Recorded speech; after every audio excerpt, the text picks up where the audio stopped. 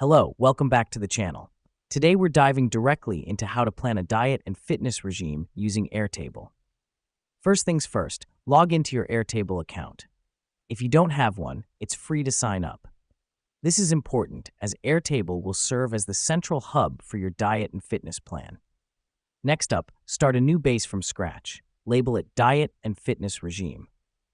Now that we've done that, we're going to create two tables, one for diet and one for fitness. This helps us because it allows us to separate and organize the different aspects of our regime.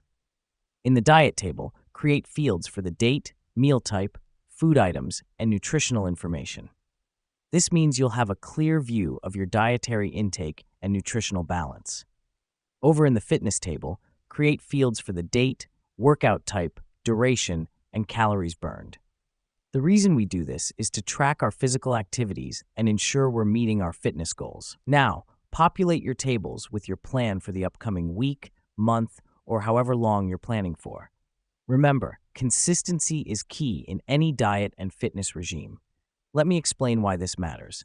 By keeping your data in one place, you can easily monitor your progress and make necessary adjustments.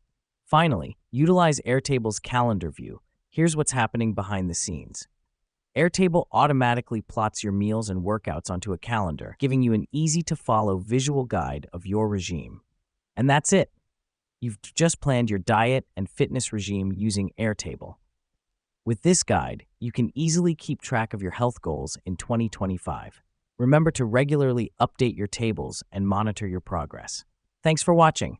Until next time.